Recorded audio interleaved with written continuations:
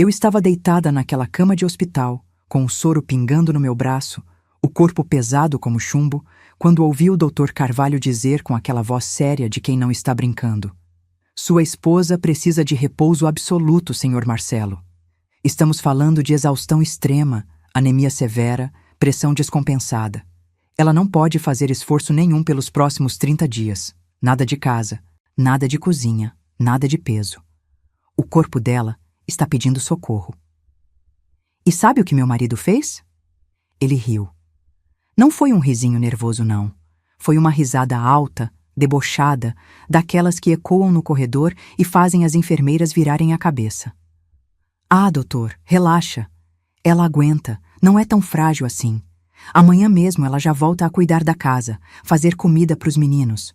Mulher é forte, né? Aguenta tudo." Eu estava de olhos fechados, fingindo que dormia.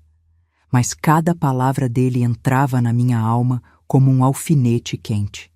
O médico ficou em silêncio por uns segundos longos, daqueles silêncios constrangedores que parecem gritar.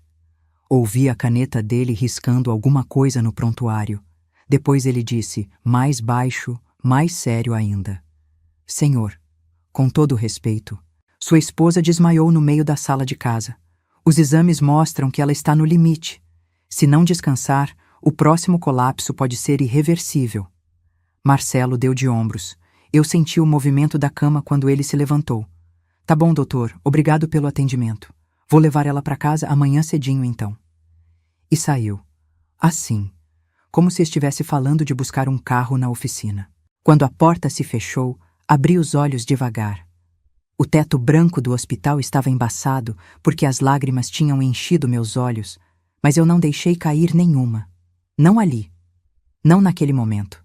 Porque alguma coisa dentro de mim, uma coisa que estava adormecida há muito tempo, acordou. E ela estava furiosa. Ribeirão Preto estava sufocante naquele fim de tarde de março.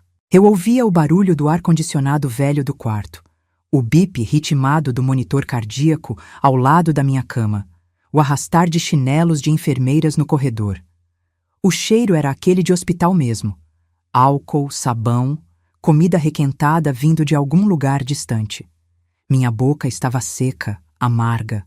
Minha cabeça latejava. Mas pela primeira vez em 18 anos de casamento, eu estava pensando com uma clareza que me assustava.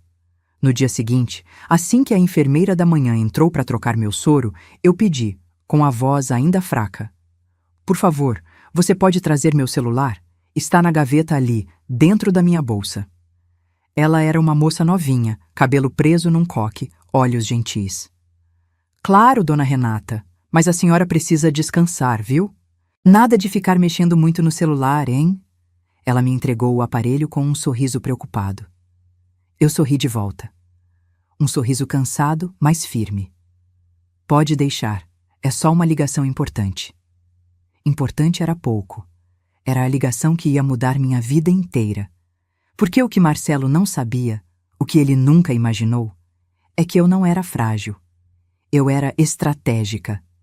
E nos últimos 4 anos, enquanto ele me tratava como empregada, como móvel da casa, como algo descartável, eu vinha construindo minha saída. Tijolo por tijolo. Prova por prova. Silenciosamente. Deixa eu te contar como eu cheguei naquele hospital. Porque nada acontece do nada, sabe? Tudo tem uma história. E a minha história com Marcelo era uma coleção de pequenas crueldades que eu fui engolindo, engolindo, engolindo, até meu corpo gritar: "Chega!" Era uma terça-feira. Eu tinha dado aula de manhã na escola municipal onde trabalho. Ou melhor, trabalhava, porque eu estava de licença médica fazia 3 semanas. Mas mesmo de licença, eu acordava às 5:30 da manhã para fazer café, arrumar lancheira do Lucas e da Gabriela, passar roupa, deixar a casa em ordem antes de Marcelo sair para o trabalho às 7. Porque se eu não fizesse, ele reclamava. E quando Marcelo reclamava, a casa inteira ficava tensa, pesada, inabitável. Naquela manhã, eu estava me sentindo estranha. Tontura, visão embaçada, coração acelerado. Mas eu ignorei. Tomei um copo d'água, sentei um minutinho, respirei fundo. Deve ser a pressão, pensei. Depois eu tomo meu remédio. Eu tinha acabado de estender a última peça de roupa no varal dos fundos quando tudo escureceu. Literalmente. Como se alguém tivesse desligado a luz do mundo. A última coisa que lembro é do cheiro de amaciante, do calor do sol batendo nas minhas costas e do barulho surdo do meu corpo batendo no chão de cimento. Acordei no hospital. Gabriela estava segurando minha mão, chorando. Lucas estava pálido, encostado na parede, com aquela cara de adolescente que tenta ser forte, mas está morrendo de medo. E Marcelo? Marcelo estava no celular, respondendo mensagens do trabalho, visivelmente irritado por ter que sair mais cedo da concessionária. Que susto, mãe! Gabriela sussurrou, limpando o rosto com as costas da mão. A vizinha te encontrou desmaiada. Chamou o SAMU. Eu apertei a mãozinha dela. Tá tudo bem, filha. Mamãe tá bem. Mas eu não estava bem. E quando os resultados dos exames chegaram, o Dr. Carvalho foi claro. Anemia profunda, exaustão extrema, pressão arterial descontrolada, sinais de estresse crônico. A senhora está se matando aos poucos, ele disse. O corpo não aguenta esse ritmo. Foi aí que Marcelo entrou na sala. Foi aí que o médico falou sobre repouso absoluto.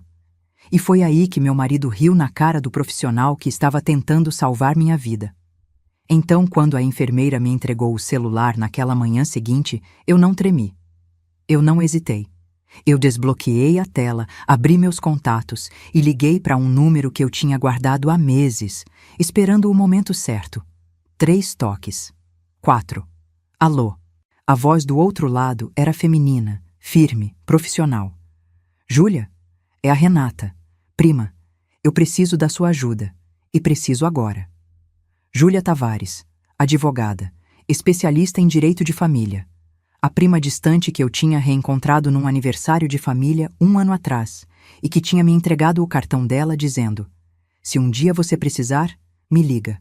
Qualquer hora, qualquer dia. Na época, eu tinha guardado o cartão no fundo da carteira, fingindo que nunca ia precisar. Mentira. Eu sabia que ia. Eu só estava esperando o momento certo. E o momento certo era agora.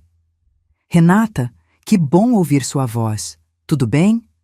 A voz dela ficou preocupada. Você tá falando baixo? Aconteceu alguma coisa? Estou no hospital, meu marido. Júlia, eu preciso me divorciar, mas preciso fazer isso direito. Preciso proteger meus filhos, meu patrimônio e, principalmente, preciso que ele pague por cada humilhação. Silêncio do outro lado. Depois. Me passa o endereço do hospital. Eu vou aí agora. E ela foi. 2 horas depois, Júlia estava sentada ao lado da minha cama, de salto alto e blazer impecável, com uma pasta de couro debaixo do braço e aquele olhar de quem não veio para brincadeira. Me conta tudo desde o começo, ela disse, abrindo um caderninho. E quando eu digo tudo, é tudo mesmo. Eu respirei fundo e comecei.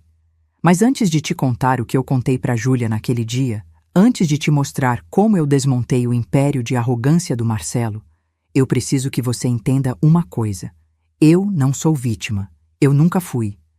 Eu fui estrategista. Fui guerreira silenciosa. Fui a mulher que anotava cada data, cada frase, cada humilhação num caderninho azul de capa dura que eu escondia no fundo do armário do quarto dos fundos. Fui a mulher que abriu uma conta bancária secreta quando recebi a herança da minha mãe, há 4 anos, e não contei para ele. Fui a mulher que gravou conversas, printou mensagens, guardou e-mails. Porque eu sabia. No fundo, eu sempre soube. Um dia, esse homem ia me empurrar longe demais. E quando esse dia chegasse, eu ia estar preparada. Aquele dia no hospital, quando ele riu, foi o empurrão final. E a queda dele ia ser monumental. Se você quer descobrir como uma professora exausta, internada, desacreditada pelo próprio marido, conseguiu virar o jogo e transformar a humilhação dele em vitória dela, se inscreva agora no canal e ativa o sininho, porque o que aconteceu a seguir ninguém poderia imaginar. Deixa seu like se você já passou por algo parecido. E comenta de onde você está assistindo, porque essa história está só começando e a vingança foi servida gelada. Conheci Marcelo num churrasco de fim de ano da escola onde eu dava aula. Eu tinha 24 anos. Estava no meu terceiro ano como professora efetiva. Morava ainda com meus pais numa casa simples no bairro Jardim Paulista. Ele tinha 27, acabava de ser promovido a supervisor de vendas na concessionária. Dirigia um carro importado que brilhava ao sol, usava relógio dourado e sorria com aquela confiança de quem achava que o mundo girava na palma da sua mão. Ele chegou com um amigo que era casado com uma professora da escola. Me viu do outro lado do quintal, mexendo na salada de maionese que eu tinha trazido, e veio direto. "Você fez essa salada?" Ele perguntou, já servindo um prato generoso. "Então é você a responsável pela melhor coisa dessa festa." Eu ri. Achei ele charmoso, engraçado, atencioso. Ele me perguntou sobre o meu trabalho. Disse que achava admirável eu ter escolhido ser professora, que educação era a base de tudo. "Professora é heroína", ele disse, olhando nos meus olhos com aquela intensidade que fazia meu estômago dar um nó. Ainda mais professora bonita assim. A gente conversou a tarde inteira. Ele me pediu o telefone, me ligou no dia seguinte, e no outro, e no outro. 3 meses depois, a gente estava namorando. 6 meses depois, ele me pediu em casamento num restaurante italiano no centro da cidade, com direito a violinista e anel de ouro branco que ele tinha parcelado em 10 vezes, mas que na época me pareceu a coisa mais romântica do mundo. Minha mãe adorou ele. "Que rapaz educado, Renata. Trabalhador, bem vestido, te trata bem. Casa com esse moço." Meu pai era mais reservado, mas também aprovou. "Parece ser gente boa. Se você é feliz, filha, eu tô feliz." E eu era feliz, ou achava que era. Marcelo era atencioso, me levava para jantar, me dava presentes, dizia que eu era a mulher da vida dele. Casamos numa cerimônia simples, mas bonita, na igreja do bairro. Lua de mel em Campos do Jordão. Voltamos e alugamos um apartamento pequeno enquanto juntávamos dinheiro para comprar algo nosso. Os primeiros anos foram bons. Não eram perfeitos, mas eram bons. Marcelo trabalhava muito, chegava tarde em casa, mas sempre com uma desculpa razoável. Reunião com cliente, fechamento de mês, treinamento. Eu dava aula de manhã e de tarde, corrigia a prova de noite, planejava a aula no fim de semana. A gente se cruzava na rotina, mas ainda havia carinho. Ainda havia beijos de bom dia. Ainda havia sexo aos sábados de manhã. Ainda havia planos. Lucas nasceu 1 ano e meio depois do casamento. E foi quando as coisas começaram a mudar. Devagar, sutilmente. Como uma torneira que goteja tão baixinho que você nem percebe até o dia que vê a poça no chão. Marcelo começou a reclamar do choro do bebê. "Renata, faz esse moleque parar. Eu preciso dormir, tenho reunião importante amanhã." Eu acordava 3, 4 vezes por noite para amamentar, para trocar fralda, para acalmar o Lucas. E de manhã eu ainda tinha que acordar cedo para dar aula. Eu estava exausta. Mas quando eu pedia ajuda, Marcelo dizia: "Eu trabalho o dia inteiro para sustentar essa casa. Você quer que eu faça o quê? Cuidar de bebê é coisa de mãe. Cuidar de bebê é coisa de mãe." Essa frase virou o mantra da nossa casa. Quando Lucas tinha 2 anos, eu engravidei de novo. Gabriela. Marcelo fingiu que estava feliz, mas eu vi no olhar dele. Era um peso. Mais uma boca para alimentar. Mais uma criança chorando. Mais uma desculpa para eu estar sempre cansada, sempre de cabelo preso, sempre com olheira. Foi nessa época que minha mãe ficou doente. Câncer de pâncreas. Agressivo. Os médicos deram 6 meses para ela. Ela viveu 4. Foram os 4 meses mais dolorosos da minha vida. Eu dividia meu tempo entre dar aula, cuidar de 2 filhos pequenos e acompanhar minha mãe nas consultas, nas sessões de quimioterapia, nos internamentos. Marcelo nunca foi comigo no hospital. "Renata, eu tenho que trabalhar. Alguém tem que pagar as contas dessa casa." Quando minha mãe morreu, eu chorei 3 dias seguidos. Marcelo me deu 2 dias de folga da rotina da casa. No terceiro dia, ele disse: "Amor, eu sei que tá difícil, mas a vida continua. Os meninos precisam de comida. A casa tá uma bagunça. Você precisa se recompor." Se recompor. Como se dor fosse uma roupa amassada que você passa e pronto. Foi depois da morte da minha mãe que eu recebi a herança. Meu pai tinha falecido 3 anos antes, num acidente de carro. A casa onde eles moravam foi vendida. junto com um pequeno terreno que meu avô tinha deixado. A parte que coube a mim deu R$ 280 mil. Na época, em 2018, era muito dinheiro. Eu estava na sala, segurando o extrato bancário, quando Marcelo chegou em casa. Ele viu o papel na minha mão, arrancou da minha mão e leu. Os olhos dele brilharam. 280 mil? Renata, isso é uma bênção. A gente vai quitar o apartamento, trocar o carro, fazer uma reforma. Não, eu disse. Ele piscou como se não tivesse entendido. Como assim, não? Esse dinheiro é meu, Marcelo.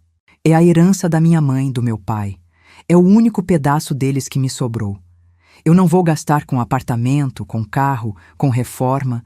Eu vou guardar. A cara dele mudou. Ficou vermelha. As veias do pescoço saltaram. Guardar? Renata, a gente é casado. O que é seu é meu. O que é meu é seu. Casamento é sociedade. Você não pode ser egoísta assim. Egoísta. Eu, que abria mão de tudo, era egoísta por querer guardar a última lembrança dos meus pais. A gente brigou. Foi a primeira briga feia do nosso casamento. Marcelo gritou. Eu chorei. Ele bateu a porta e saiu. Voltou 3 dias depois, mais calmo, mas com aquele olhar gelado. Tudo bem, Renata. Guarda seu dinheiro, mas não vem reclamar quando faltar alguma coisa aqui em casa. E foi exatamente o que ele fez. Começou a me cobrar por tudo. Renata, o Lucas precisa de tênis novo. Você tem dinheiro, né? Paga você. Renata, a Gabriela quer fazer natação. Usa seu dinheiro. Renata, o chuveiro queimou. Chama o eletricista e paga com seu salário. Meu salário de professora mal cobria as despesas que ele jogava em cima de mim. Mas eu não toquei na herança. Eu abri uma conta em outro banco, transferi o dinheiro e não contei para ele. Foi a primeira vez que eu escondi algo do Marcelo. E sabe o que eu senti? Alívio, poder, controle. Os anos foram passando. Lucas cresceu. Gabriela cresceu. A gente comprou uma casa maior, num bairro melhor, mas com financiamento pesado que Marcelo fazia questão de me lembrar que ele pagava sozinho. Essa casa é minha, Renata. Eu que ralo para pagar essa parcela todo mês. Não importava que eu pagasse água, luz, internet, mercado, material escolar. Para ele, ele era o provedor. Eu era só a ajudante. Marcelo foi promovido a gerente comercial. O salário dele aumentou. O ego dele também. Ele começou a chegar mais tarde em casa. Sempre com cheiro de bebida, sempre com desculpas. Happy hour com cliente, confraternização da equipe, reunião que virou jantar. Eu desconfiava? Claro que sim. Mas eu não tinha prova. E sem prova, eu só era a esposa paranoica, ciumenta, chata. Foi quando eu comecei a anotar. Comprei um caderninho azul de capa dura numa papelaria perto da escola. E toda vez que Marcelo falava algo cruel, humilhante, desrespeitoso, eu anotava. Data, hora, contexto, frase exata. 15 de abril de 2019, 21h30. Eu disse que estava cansada e pedi para ele dar banho nos meninos. Ele respondeu, cansada de quê? Você só fica sentada dando aulinha. Eu é que trabalho de verdade. 22 de junho de 2019, 14h15. Eu pedi para ele me levar no médico porque estava com dor de cabeça forte havia 3 dias. Ele disse, toma uma dipirona e para de frescura. Médico é caro. 10 de setembro de 2020, 19h. Lucas tirou nota baixa em matemática. Marcelo gritou comigo na frente do menino. Você é professora e nem consegue ensinar o próprio filho? Que vergonha! Página após página, ano após ano, um registro meticuloso da deterioração do meu casamento. Eu escondia o caderninho no fundo do armário do quarto dos fundos, atrás de uma caixa de enfeites de Natal que a gente nunca usava. Marcelo nunca procurou. Ele achava que eu era inofensiva, submissa, controlável. Mas eu também comecei a gravar. Conversas, discussões. Comprei um gravador pequeno do tamanho de um pendrive e deixava ligado quando eu sabia que ia ter briga. Printava mensagens dele no WhatsApp, mensagens onde ele me xingava, me diminuía, me tratava como empregada. Faz janta, lava minha roupa, limpa esse chiqueiro, Nunca um, por favor. Nunca um obrigado. Só ordens. Guardei tudo. E-mails onde ele dizia que eu era um peso financeiro. Áudios onde ele falava com os amigos sobre mim, rindo, dizendo que eu tinha engordado depois dos filhos e que mulher casada relaxa mesmo. Prints de conversas com mulheres no Instagram que eu encontrei quando o celular dele ficou aberto uma vez. Nada explícito o suficiente para provar traição, mas o suficiente para mostrar desrespeito. Enquanto isso, eu continuava sendo a esposa perfeita. Acordava cedo, fazia café, cuidava da casa, dava aula, criava os filhos, sorria quando tinha visita, fingia que estava tudo bem, mas por dentro, eu estava construindo meu arsenal. A gente nunca mais transou direito depois de 2021. Ele dizia que estava cansado, que tinha dor de cabeça, que o trabalho estava estressante. Mas eu via ele no celular até tarde, rindo de memes, respondendo mensagens. Só não tinha tempo para mim. Eu me olhava no espelho e não me reconhecia. Eu tinha 42 anos, mas parecia 50. Olheiras fundas, cabelo sem vida, corpo cansado, alma cansada. Eu estava me apagando, e ele nem notava, ou notava e não ligava. Até aquela terça-feira, o dia que eu desmaiei, o dia que meu corpo disse, eu não aguento mais carregar esse peso sozinha. E quando eu acordei no hospital, quando ouvi Marcelo rir na cara do médico que estava tentando me salvar, algo dentro de mim morreu. Mas outra coisa nasceu. Uma mulher que eu não sabia que existia. Uma mulher que não ia mais abaixar a cabeça. Uma mulher que tinha provas, dinheiro escondido e, finalmente, coragem. Júlia ouviu tudo. Ela anotou tudo. E quando eu terminei de falar, 2 horas depois, com a voz rouca e os olhos inchados de chorar, ela fechou o caderninho dela, olhou nos meus olhos e disse: Renata, você não precisa de advogada. Você precisa de um general de guerra. E a sorte dele é que eu sou as duas coisas. A gente vai destruir esse homem. Legalmente, friamente. E ele não vai nem ver de onde veio o golpe. Júlia não perdeu tempo. Antes mesmo de sair do hospital naquela tarde, ela já tinha traçado o plano. Renata, você vai ter alta amanhã ou depois? Ela perguntou, guardando o caderninho na pasta. O médico falou que se eu melhorar mais um pouco, amanhã à tarde eu posso ir para casa. Perfeito. Quando você sair daqui, quero que você faça exatamente o que eu vou te falar. Primeiro, não muda nada na sua rotina com ele. Continua sendo a Renata de sempre. Educada, quieta, obediente. Ele não pode desconfiar de nada. Segundo, tudo que você tem guardado, caderninho, gravações, prints, extratos da conta secreta. Você tira cópias de tudo e me manda por e-mail criptografado. Eu vou te passar o endereço. Terceiro, a partir de agora, você grava tudo. Toda conversa com ele, você deixa o celular gravando no bolso. Toda mensagem ofensiva, você printa e salva em 3 lugares diferentes. Quarto, você vai começar a documentar a rotina da casa. Anota quanto você gasta, o que você faz, quanto tempo você dedica aos filhos enquanto ele não faz nada. Vamos provar que você é a principal responsável pelo lar e pelas crianças. Eu escutava tudo com o coração acelerado. Não era medo, era adrenalina. Pela primeira vez em anos, eu sentia que tinha controle sobre a minha própria vida. E o divórcio? Eu perguntei. Quando a gente vai entrar com o pedido? Júlia sorriu. Mas não era um sorriso doce. Era um sorriso afiado, de quem sabe exatamente onde enfiar a faca. Ainda não. A gente não vai entrar com divórcio enquanto você estiver fraca, vulnerável, recém-saída do hospital. A gente vai esperar você se fortalecer. 2, 3 meses. Tempo suficiente para você juntar mais provas, se recuperar fisicamente e principalmente para ele relaxar. Homem arrogante relaxa rápido. Ele vai achar que você engoliu mais essa, que você voltou para o seu lugar de esposinha obediente. E quando ele estiver completamente desprevenido, a gente detona. Eu assenti. Fazia sentido. Frio, calculista, mas fazia sentido. E tem mais uma coisa, Júlia acrescentou, pegando o celular dela. Eu vou te apresentar alguém. Uma médica amiga minha, psiquiatra, que é especialista em casos de violência psicológica e abuso emocional. Ela vai te avaliar, fazer um laudo técnico completo. Esse laudo vai ser ouro puro no processo.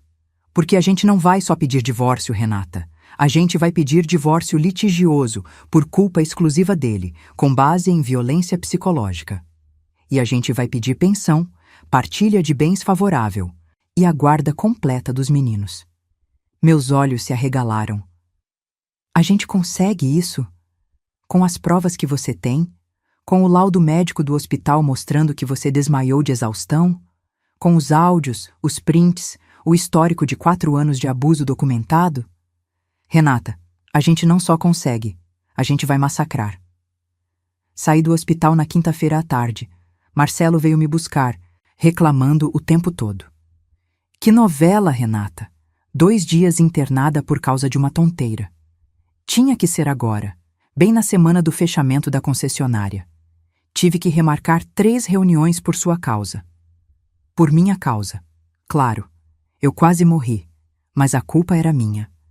No carro ele nem perguntou como eu estava me sentindo. Ficou o tempo todo no telefone, resolvendo coisas do trabalho. Eu olhava pela janela, vendo Ribeirão Preto passar, as avenidas largas, o trânsito caótico da tarde, as lojas, os prédios, e pensava: daqui a alguns meses eu vou estar livre. Daqui a alguns meses você não vai mais mandar em mim. Quando chegamos em casa, Lucas e Gabriela me receberam com abraços apertados. Mãe, você tá melhor? A gente tava com saudade, Gabriela disse, grudada em mim. Lucas, mais contido, mas visivelmente aliviado, carregou minha bolsa até o quarto. Tô melhor, meus amores. Mamãe só precisa descansar uns dias. Marcelo passou direto por nós e foi pro quarto trocar de roupa. Renata, o que tem pra jantar? Eu tô morrendo de fome. Eu respirei fundo. Lembrei das palavras da Júlia. Não muda nada. Ele não pode desconfiar. Tem lasanha congelada. Vou esquentar. Eu disse com a voz mansa. Naquela noite, enquanto Marcelo comia em frente à televisão assistindo futebol, eu fui pro quarto e liguei pra Júlia. Tô em casa. O que eu faço agora? Agora você vive, mas vive esperta. Amanhã de manhã eu vou te mandar o contato da doutora Patrícia, a psiquiatra. Marca uma consulta pra semana que vem. E me manda por e-mail tudo que você tem guardado. Tudo mesmo. Não deixa nada pra trás. Na sexta-feira à noite, quando Marcelo saiu para beber com os amigos, vou voltar tarde, não me espera acordada. Eu tranquei a porta do quarto, abri o notebook e passei 4 horas escaneando cada página do caderninho azul. Cada anotação, cada data, cada frase cruel. Salvei tudo em PDF, coloquei senha e enviei para o e-mail criptografado que Júlia me passou. Depois, transferi todos os áudios que eu tinha gravado ao longo dos anos, conversas onde ele me humilhava, discussões onde ele gritava comigo na frente das crianças, áudios onde ele falava com amigos me chamando de preguiçosa, de chata, de peso morto. Transferi todos os prints, mensagens grosseiras no WhatsApp, e-mails frios, conversas com outras mulheres onde ele flertava descaradamente. E por último, fiz algo que eu nunca tinha feito antes. Tirei print dos extratos bancários dele. Marcelo sempre controlou o dinheiro da casa. Ele nunca me deixava ver quanto ele ganhava. Eu administro, Renata. Você não precisa se preocupar com isso. Mas eu tinha acesso ao computador dele e a senha do banco dele estava salva no navegador. Quando eu vi, levei um susto. Ele ganhava quase 3 vezes mais do que eu imaginava e gastava boa parte com restaurantes caros, bares, presentes que nunca chegavam em mim. Printei tudo, salvei tudo. Eram quase 2 da manhã quando eu terminei. Marcelo ainda não tinha voltado. Eu deitei na cama, exausta, mas estranhamente leve. Eu estava fazendo alguma coisa. Eu estava reagindo. Pela primeira vez em 18 anos, eu não estava apenas sobrevivendo. Eu estava lutando. Na segunda-feira seguinte, eu fui na consulta com a doutora Patrícia Mendonça. O consultório ficava num prédio comercial elegante no centro da cidade. Ela me recebeu com um sorriso gentil, mas olhos atentos. Era uma mulher na faixa dos 50 anos, cabelos grisalhos presos num coque, óculos de grau, jaleco branco impecável. Renata, a Júlia me contou um pouco da sua situação, mas eu quero que você me conte com suas palavras, sem pressa. Pode chorar se precisar. Pode parar quando quiser. Aqui é um espaço seguro. E eu contei. Tudo de novo, mas dessa vez foi diferente. Porque a doutora Patrícia não só ouvia, ela anotava tecnicamente, ela fazia perguntas específicas. Você tem dificuldade para dormir? Crises de ansiedade? Pensamentos autodepreciativos? Sensação de vazio? Medo constante de desagradar? A cada pergunta eu respondia sim, e a cada sim ela anotava mais. No final da consulta, ela disse: Renata, você está com um quadro clássico de estresse pós-traumático crônico, ansiedade generalizada e depressão moderada, tudo causado por anos de violência psicológica sistemática. Eu vou fazer um laudo técnico detalhado. Isso vai ser fundamental para o seu processo. Saí do consultório com uma receita de antidepressivo leve e ansiolítico, mas saí também com esperança, porque alguém finalmente tinha validado minha dor. Alguém tinha colocado nome no que eu sentia, e esse nome tinha peso legal. As semanas foram passando, Marcelo continuou sendo Marcelo. Chegava tarde, reclamava de tudo, me tratava como móvel, mas eu sorria, concordava, obedecia e gravava tudo. Um dia, ele chegou em casa irritado porque tinha perdido uma venda grande. Jogou a pasta no sofá, chutou o sapato para longe e gritou: Renata, cadê minha cerveja? Acabou, amor. Esqueci de comprar hoje. Ele virou para mim com aquela cara de desprezo que eu conhecia tão bem. Esqueceu. Você não faz nada o dia inteiro e esquece de comprar cerveja? Para que eu te sustento, Renata? Me explica. Para quê? Eu abaixei a cabeça. Desculpa, amanhã eu compro. Amanhã não adianta. Eu quero agora. Pega o carro e vai comprar. Marcelo, são 9 da noite. Eu já tomei meu remédio. Tô com sono. Eu tô pouco me lixando pro seu sono. Vai comprar a porra da cerveja agora. Lucas e Gabriela estavam no quarto deles, mas eu sei que eles ouviram, porque a casa inteira ouviu. Eu peguei a chave do carro, peguei a bolsa e fui. Mas antes, apertei o botão de gravar no celular que estava no bolso do meu casaco. Voltei 20 minutos depois com uma caixa de cerveja. Coloquei na geladeira. Ele nem agradeceu. Pegou uma latinha, abriu e foi assistir televisão. Mais tarde, quando ele dormiu, eu transferi o áudio para Júlia. Ela respondeu em 5 minutos. Perfeito, mais uma pro arsenal. Continua assim. 2 meses se passaram. Eu segui o tratamento com a doutora Patrícia. Fiz terapia. Tomei os remédios. Comecei a dormir melhor. A comer melhor. A me olhar no espelho e reconhecer uma mulher que ainda tinha força. Marcelo percebeu que eu estava diferente. Um dia, ele comentou: Você tá mais bonita. Emagreceu? Não era elogio, era observação. Como quem nota que um objeto da casa mudou de lugar. Tô fazendo caminhada, eu menti. Na verdade, eu estava planejando minha liberdade. Foi em junho, numa terça-feira chuvosa, que Júlia me ligou. Renata, chegou a hora. A gente tem tudo o que precisa. Laudo médico, provas documentais, gravações, histórico financeiro. Eu redigi a petição de divórcio. Vou protocolar amanhã de manhã. Você tá pronta? Meu coração disparou. Tô pronta. Ótimo.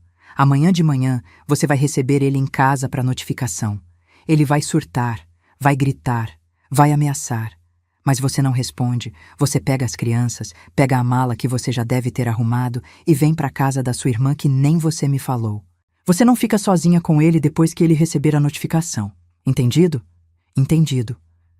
Naquela noite, depois que Marcelo dormiu, eu arrumei 2 malas, uma com as minhas coisas, outra com as coisas de Lucas e Gabriela. Escondi as malas no porta-malas do meu carro. Avisei minha irmã que ia passar uns dias na casa dela. Ela não perguntou por quê. Só disse: Sua cama tá pronta. Vem quando quiser. Na quarta-feira de manhã, o oficial de justiça tocou a campainha às 9 horas. Marcelo tinha saído cedo para o trabalho, mas voltou para almoçar, como sempre fazia às quartas. Quando ele abriu a porta e viu o oficial, franziu a testa. Posso ajudar? Marcelo da Silva, tenho uma notificação para você. Ele pegou o envelope, abriu, leu. A cara dele foi mudando. De confusão para choque. De choque para raiva. De raiva para ódio puro. Ele se virou para mim, que estava na sala, pálida, mas firme. Que porra é essa, Renata? É um pedido de divórcio, Marcelo. Eu quero me separar. Ele deu uma risada sem humor. Aquela mesma risada debochada que ele tinha dado na cara do médico. Você tá brincando, né? Você não tem coragem. Não é brincadeira. Eu já tenho advogada, já tenho laudo médico, já tenho provas de tudo que você me fez nos últimos anos. E eu vou ganhar essa causa. A risada morreu. A cara dele ficou roxa. Ele amassou o papel na mão. Provas? Que provas? Eu nunca te bati, eu nunca... Violência não é só física, Marcelo. E você sabe disso. Agora sai da frente. Eu vou buscar as crianças na escola e a gente vai embora. Você não vai levar meus filhos para lugar nenhum. Eu peguei minha bolsa, peguei a chave do carro e passei por ele. Ele segurou meu braço, forte. Você não vai sair dessa casa, Renata. Eu olhei para a mão dele no meu braço, depois olhei nos olhos dele. Solta, agora, ou eu chamo a polícia. Ele me encarou, viu que eu não estava blefando e soltou. Eu saí, entrei no carro, liguei a ignição com as mãos tremendo e dirigi até a escola. Peguei Lucas e Gabriela. Eles perguntaram por que estavam saindo mais cedo. Eu disse: a gente vai passar uns dias na casa da tia. Vai ser divertido. E fomos. Quando cheguei na casa da minha irmã, eu chorei. Chorei alto, desesperado, liberando anos de tensão. Minha irmã me abraçou forte. Você conseguiu, Renata. Você conseguiu. E eu tinha conseguido, mas a guerra estava só começando. Marcelo não aceitou calado. Claro que não. Homens como ele nunca aceitam perder o controle.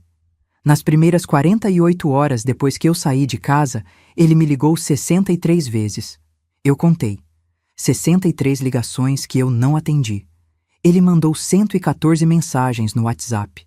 Eu li todas, printei todas e não respondi nenhuma. As primeiras mensagens eram de raiva pura. Você vai se arrepender disso, Renata. Você não é nada sem mim. Nada. Eu vou processar você por abandono do lar. Vou pegar a guarda dos meninos e você nunca mais vai ver eles. Sua vagabunda. Deve ter outro homem, né? Aposto que é isso. Você me traiu e agora quer se fazer de vítima. Depois vieram as mensagens de manipulação. Renata, para com essa loucura. Pensa nos nossos filhos. Você vai destruir nossa família por causa de orgulho? Eu sei que eu errei. A gente pode conversar. Vamos fazer terapia de casal. Eu prometo que vou mudar. Eu te amo. Você sabe que eu te amo. Volta para casa. E por fim, as ameaças. Você não vai ver um centavo do que é meu. Eu vou te deixar na miséria. Eu tenho advogado também. E ele é melhor que o seu. Eu vou provar que você é uma péssima mãe, que você abandonou os filhos, que você é louca, que toma remédio controlado. Eu mostrei tudo para Júlia. Ela lia com aquele sorriso afiado que eu já conhecia. Ele tá cavando a própria cova. Cada mensagem dessas é mais prova de abuso psicológico. Ele não aprende. Continue sem responder. Deixe ele falar sozinho. Uma semana depois da notificação, Júlia me ligou. Renata, ele contratou advogado, protocolou contestação e olha, ele tá jogando sujo. Meu estômago apertou. O que ele disse? Ele alega que você abandonou o lar sem justa causa, que você é instável emocionalmente, que usa medicação psiquiátrica e não tem condições de cuidar das crianças sozinha, que ele é o principal provedor da família e que você vive às custas dele, e que a separação de bens deve ser 50% para cada um, sem pensão. Eu senti a raiva subir quente pela garganta. Ele tá mentindo. Eu não abandonei nada. Eu saí porque ele era abusivo. E instável sou eu? Eu que fui parar no hospital de exaustão por causa dele? Eu sei, Renata. Eu sei.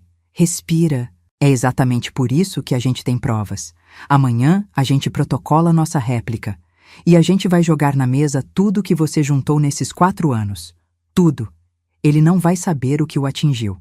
Na segunda-feira seguinte, Júlia entrou com a réplica, 120 páginas de documentação, o caderninho azul transcrito e autenticado, 27 áudios convertidos em texto por perito juramentado, laudos médicos, o do hospital provando minha internação por exaustão, o da doutora Patrícia atestando violência psicológica crônica, estresse pós-traumático e depressão, prints de mensagens, extratos bancários mostrando que ele ganhava 3 vezes mais do que declarava.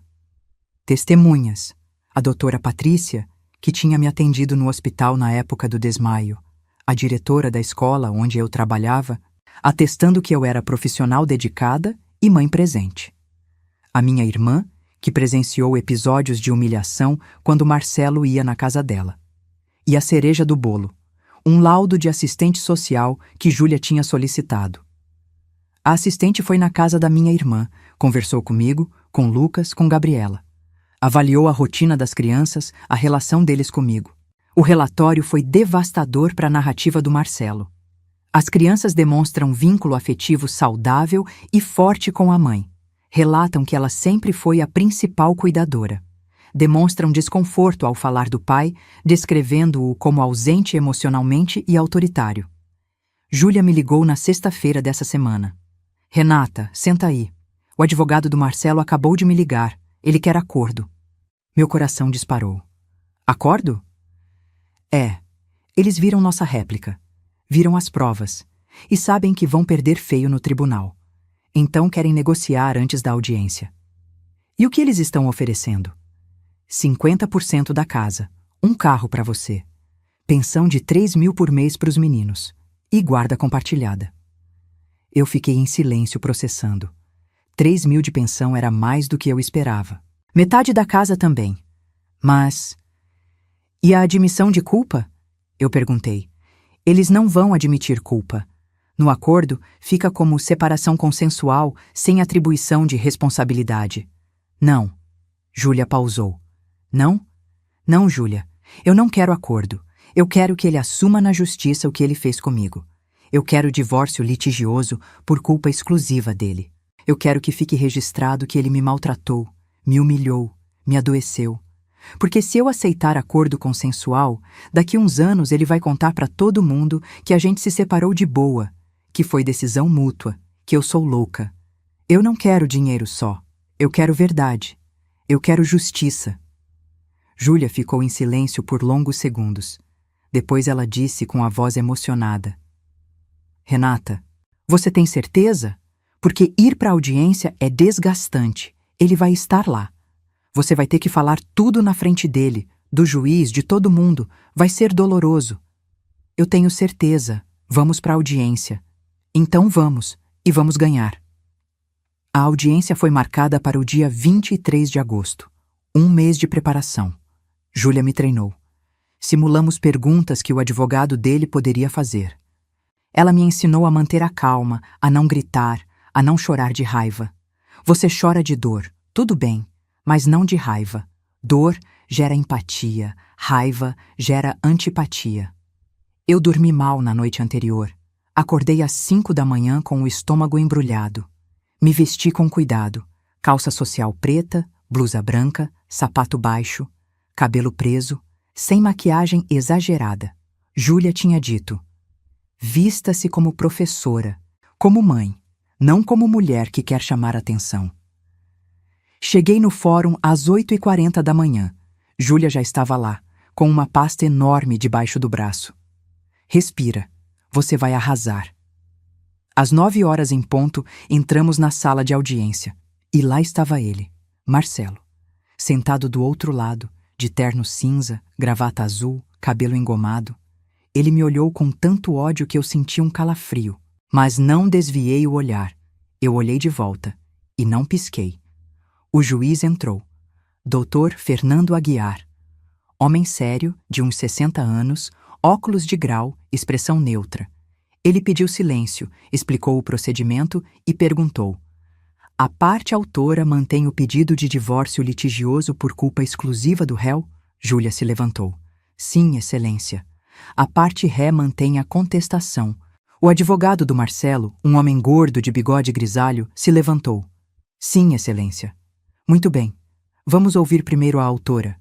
Senhora Renata, por favor. Eu me levantei. Minhas pernas tremiam, mas minha voz saiu firme. Contei tudo. Os 18 anos de casamento, o início bom, a mudança depois dos filhos, as frases crueldas, a humilhação constante, o controle financeiro, a negligência emocional, a falta de apoio quando minha mãe morreu, o dia que eu desmaiei e ele riu na cara do médico. Cada palavra saía da minha boca como pedra, pesada, verdadeira, dolorosa. O juiz ouvia em silêncio, anotando. De vez em quando ele olhava para Marcelo, que estava vermelho, apertando os punhos. Quando eu terminei, o advogado dele se levantou. Excelência, posso fazer perguntas à autora? Pode. Ele se virou para mim. Senhora Renata, a senhora alega que meu cliente a tratava mal, mas a senhora continuou casada com ele por 18 anos. Por que a senhora não saiu antes? Eu respirei fundo. Júlia tinha me preparado para essa pergunta. Porque eu tinha medo. Medo de não conseguir sustentar meus filhos sozinha. Medo de ele tomar as crianças de mim. E principalmente porque eu fui condicionada ao longo de anos a acreditar que eu não valia nada, que eu não era capaz, que eu precisava dele. Violência psicológica é assim. Ela te quebra devagar, até você acreditar que você merece. O advogado fez cara de deboche. A senhora tem provas dessas alegações? Júlia se levantou como um raio. Excelência, nós juntamos aos autos 120 páginas de provas documentais, laudos médicos, gravações, prints, testemunhas. Tudo está devidamente autenticado e periciado. O juiz olhou para a pasta grossa na mesa dele. Eu vi e vou analisar com cuidado. Depois foi a vez do Marcelo falar. Ele se levantou, arrumou a gravata e começou com aquela voz de vítima. Excelência, eu trabalhei a vida inteira para dar conforto para minha família. Paguei escola para os meus filhos, dei uma casa digna, nunca deixou faltar nada. E agora minha esposa me acusa de abuso? Eu nunca encostei um dedo nela. Eu nunca bati. Eu nunca xinguei com palavrão. Júlia já estava de pé. Excelência, violência psicológica não precisa de agressão física e não precisa de palavrão, humilhação, desprezo, controle, negligência emocional. Tudo isso é violência e está comprovado nos autos. O juiz ergueu a mão pedindo silêncio. Doutor Marcelo, o senhor estava presente quando sua esposa foi internada no hospital por exaustão? Estava, Excelência. E o que o senhor disse ao médico que atendeu sua esposa? Marcelo piscou surpreso. Eu não me lembro exatamente. Então deixa eu refrescar sua memória. Consta no prontuário médico, assinado pelo Dr. Antônio Carvalho, que quando ele recomendou repouso absoluto para sua esposa, o senhor riu e disse: ela aguenta, não é tão frágil assim. Amanhã já volta a cuidar da casa. O senhor confirma? Marcelo ficou branco. Eu estava nervoso, foi sem querer. Sem querer? O juiz repetiu, tirando os óculos e olhando fixamente para ele. Senhor, sua esposa tinha desmaiado. Estava com anemia severa, pressão descompensada, exaustão extrema, e o senhor achou que ela devia voltar a fazer trabalho doméstico no dia seguinte. Isso não foi sem querer. Isso foi cruel.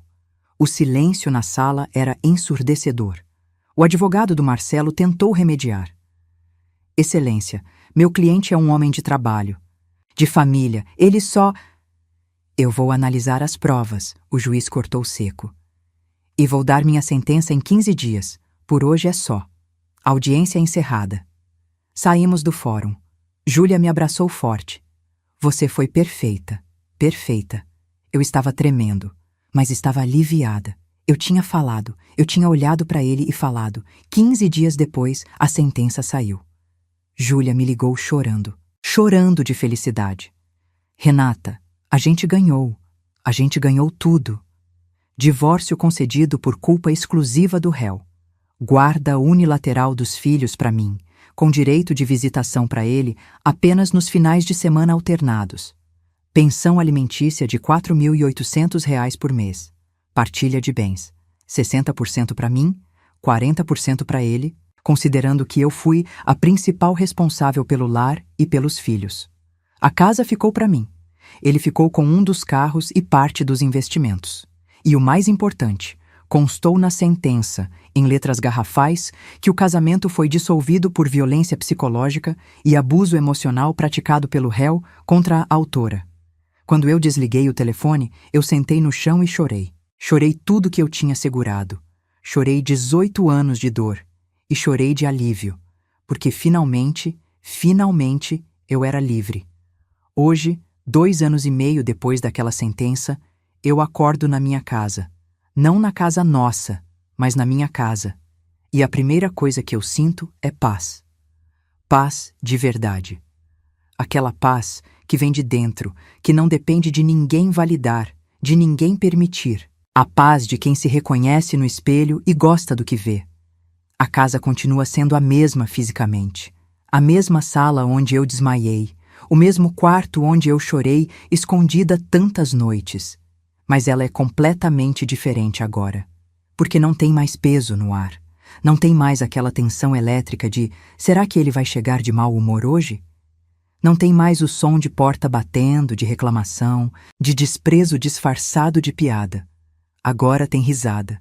Tem música alta aos domingos de manhã. Tem Lucas tocando violão na sala. Tem Gabriela dançando descalça na cozinha enquanto a gente faz brigadeiro juntas. Tem amigas vindo tomar café. Tem silêncio gostoso quando eu quero ler um livro na varanda. Tem vida. A minha vida. Lucas tem 18 anos agora. Passou no vestibular para engenharia na USP de São Carlos. Quando ele recebeu o resultado, me ligou chorando de felicidade. Mãe, eu consegui, eu consegui.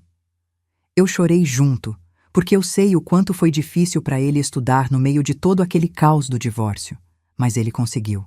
E ele me disse, um dia desses, uma coisa que eu vou guardar pro resto da vida. Mãe, obrigado por ter tido coragem de sair. Você me ensinou que a gente não precisa aceitar migalha de ninguém, que a gente merece respeito. Sempre. Gabriela tem 15. Ela é forte, decidida, não leva desaforo para casa. Às vezes eu olho para ela e vejo a mulher que eu deveria ter sido aos 24 anos. Ela faz terapia porque eu fiz questão. Não quero que ela carregue trauma. Quero que ela cresça sabendo que sentimento se processa, se fala, se cura. Ela me disse outro dia, Mãe, eu nunca vou casar com um homem que me trate do jeito que o pai te tratava. Nunca. E eu acreditei nela. Marcelo virou uma sombra distante na nossa vida. Ele cumpre a visitação nos finais de semana alternados, mas as crianças vão mais por obrigação do que por vontade. Ele tenta, de vez em quando, fazer papel de pai presente, mas é artificial. Lucas e Gabriela percebem. Eles não são mais crianças que engolem qualquer história. Eu soube, por uma amiga em comum, que Marcelo mora agora num apartamento alugado na zona leste de Ribeirão Preto, bem menor que a casa onde a gente morava. Ele continua trabalhando na mesma concessionária, mas a carreira não decolou como ele esperava. Dizem que ele anda amargo, reclamando da vida, culpando todo mundo menos ele mesmo. Dizem que ele tentou alguns relacionamentos, mas nenhum durou, que as mulheres percebem rápido quem ele é de verdade e saem correndo. E sabe de uma coisa? Eu não sinto pena. Eu não sinto raiva também. Eu simplesmente não sinto nada. Ele é irrelevante para minha história agora. Ele foi um capítulo doloroso, mas foi um capítulo que acabou. E eu fechei esse livro. A pensão de 4.800 que ele paga religiosamente, porque sabe que se atrasar um mês a Júlia cai em cima, eu guardo parte para a faculdade dos meninos e uso parte para melhorias na casa, para lazer, para a terapia deles e minha. O dinheiro da herança da minha mãe, aqueles 340 mil que eu escondi dele durante anos, eu usei parte para reformar a casa depois do divórcio. Troquei os móveis que me lembravam dele, pintei as paredes de cores novas, fiz um pequeno jardim nos fundos com banco de madeira e flores. Virou meu cantinho de paz. O restante do dinheiro eu investi. Tenho uma reserva de emergência. Tenho aplicações que rendem. Tenho segurança. Voltei a trabalhar na escola no ano seguinte ao divórcio. Meus alunos me receberam com festa. A diretora me abraçou e disse: "Que bom ter você de volta, Renata. Você fez falta. e eu percebi que eu realmente tinha feito falta, porque eu sou boa no que faço. Eu sempre fui, só tinha esquecido disso debaixo de tanto menosprezo sobre relacionamento. Eu não tô procurando, mas também não tô fechada. Saí em alguns encontros. Um professor de história da escola me chamou para tomar um café e foi gostoso. Nada sério ainda, mas foi gostoso ser tratada com gentileza, com interesse genuíno, com respeito. Esqueci como era isso. E percebi que eu não preciso de um homem para me completar.